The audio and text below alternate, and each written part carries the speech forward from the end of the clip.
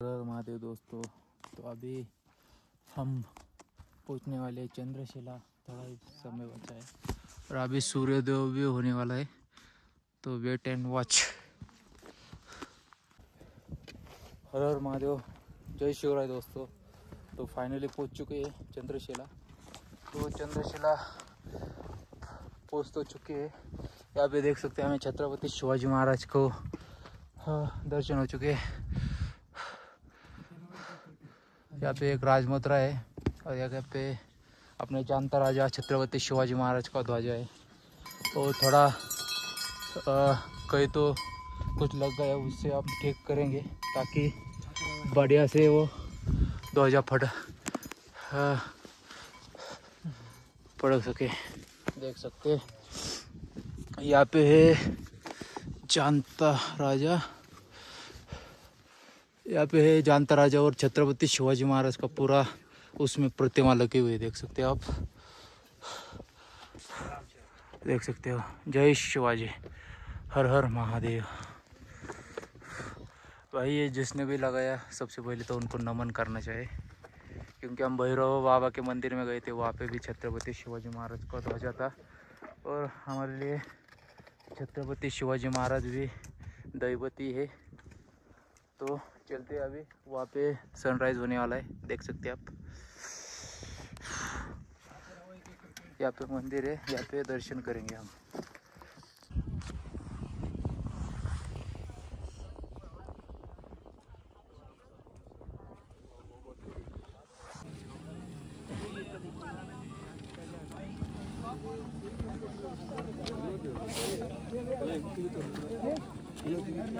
अरे ग्लोव्स देते भाई, कोई दिक्कत नहीं।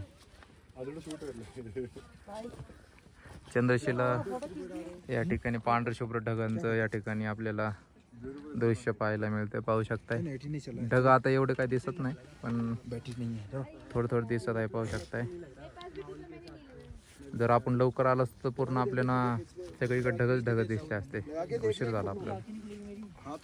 या ठिकाणी महाराजांचे ध्वज आहेत, एकावर छत्रपती शिवरायांची पूर्ण प्रतिमा आहे, राजमुद्रा आहे, तसेच जानता राजा नावाची एक ध्वज आहे, आपले स्मृतिस्थान। त्या ठिकाणी सकाळ सकाळी आपण सूर्यदेवांचं दर्शन घेतलं। खूप सुंदर आजचा दिवस गेला आपल्याला। इथून खाली जायचंय, तुंगनाथचं दर्शन करायचंय, मग आपले 3 केदार या ठिकाणी पूर्ण होणार आहेत आणि आपण रुद्रनाथ साठी प्रस्थान करणार आहोत।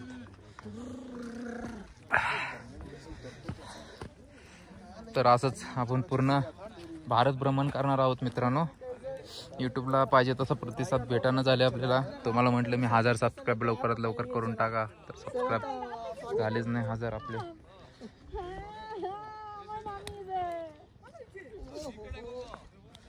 नमस्कार मंडळी, पाहू शकताय आपल्याला चंद्रशिलाला जात होतो, तर आता खाली चाललेलो। या ठिकाणी बर्फ पाहायला भेटलाय, बर्फ इथं स्नोफॉल झालेलं दिसतं काल रात्री।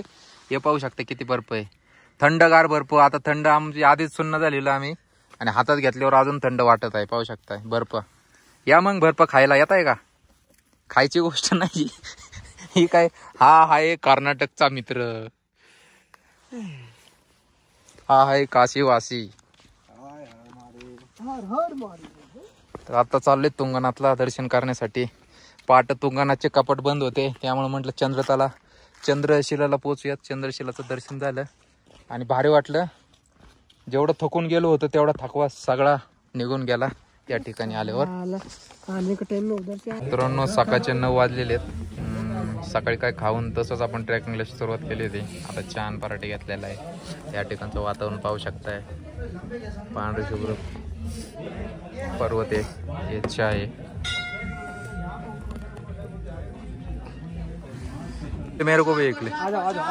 तर मित्रांनो आता आलोय तुंगनाथ मंदिरापाशी, तर आता इथून वर जायचं दर्शन करण्यासाठी। चला दर्शन करूया। तर महादेव, जय महाराष्ट्र मित्रांनो। तर आता आपण तृतीय केदार तुंगनाथ या ठिकाणी पोहोचलेले, पाहू शकताय। या ठिकाणी तुंगनाथ महादेवांचं दर्शन करू शकता तुम्ही। पोचलेलो आपण. पाहू शकता अशा प्रकारे मंदिर आहे. अशा प्रकारे परिसर या ठिकाणचं मंदिर तुंगनाथ मंदिर. तुंगनाथ हे पंचकेदारापैकी एक केदार आणि तसेच पंचकेदारापैकी तिसऱ्या स्थानावर असलेले तृतीय केदार आहे. तसेच जगातील सर्वात उंच स्थानावर असलेले शिवचं मंदिर देखील आहे. हे मंदिर समुद्रसपाटीपासून 12,070 फूट उंच असलेले भोलेबाबांचं शिव मंदिर आहे. तसेच जगातील सर्वात उंच स्थानावर असलेलं मंदिर आहे. हे मंदिर पांडवांनी बांधले असून या ठिकाणी तुम्ही चोपताला आल्याच्या नंतर 3.5 किलोमीटरचा ट्रॅक करून तुंगनाथ मंदिराकडे पोहोचताय. जर तुम्ही सायकलने किंवा पैदल येत असाल तर तुम्हाला या ठिकाणी येण्यासाठी जंगल देखील लागते आणि तुम्ही जे की गव्हर्नमेंटची गाडी किंवा वैयक्तिक गाडी येत असेल तर काहीच त्रास नाही. आणि इथून 1.5 किलोमीटर अंतरावर चंद्रशिला देखील आहे, तर त्या ठिकाणी देखील नक्की दर्शन करा. आता आम्ही दर्शन वगैरे घेतलेलं आहे. खूपच सुंदर असं चंद्रशिलाचं त्या ठिकाणी व्ह्यू आपल्याला पाहायला मिळते. तर आता आम्ही या ठिकाणी तुंगनाथचं देखील दर्शन घेतलेलं आहे.